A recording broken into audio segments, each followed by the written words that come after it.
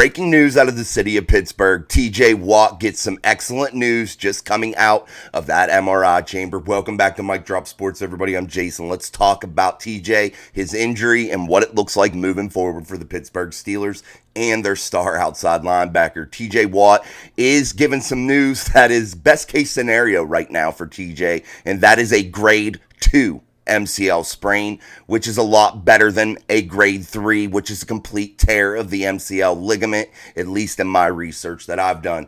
TJ Watt now having that grade 2 could move up the timetable, and he could actually be back at some point inside these AFC playoffs if the Steelers were able to get a playoff berth today.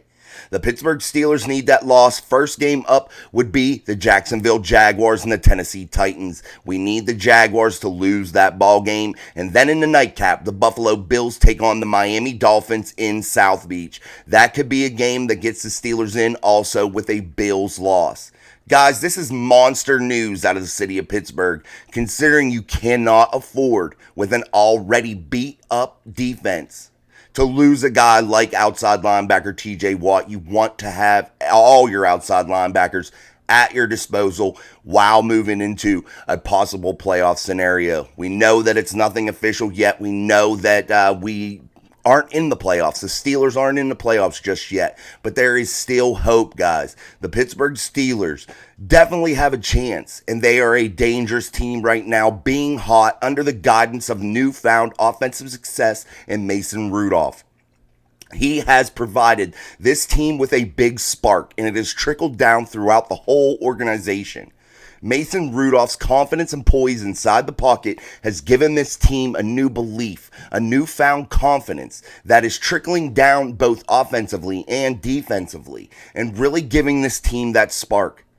The defense knows that they don't have to be perfect all the time. They can afford to make a slight mistake here and there, and that it's not going to cost them the ball game. They don't have to win it themselves all the time, forcing and pressing and forcing themselves, and frankly, into bad choices sometimes, just to try to get that W, just to try to get that game-changing play.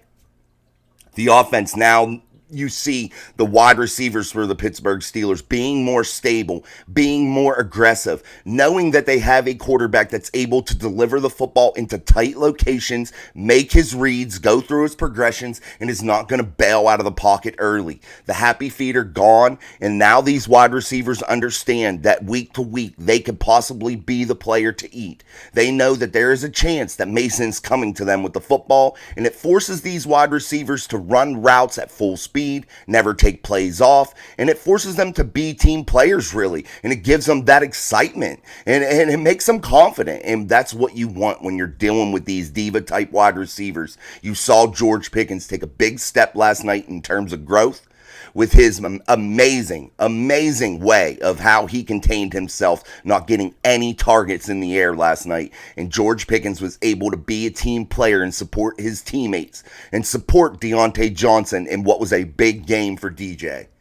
Guys, the Pittsburgh Steelers are getting hot now at the right time, and you should be excited as a Pittsburgh Steelers fan. You get excellent news now that you saw TJ Watt go down last night, and now you got the best case scenario. It seems like the chips are all falling into place for the Pittsburgh Steelers and TJ Watt. And if you're in this AFC playoff bracket, look out, because the Pittsburgh Steelers, if they get in, you don't want to play them. Thanks for stopping by, everybody. This is Mike Drop Sports. I'm Jason. Until next time, peace.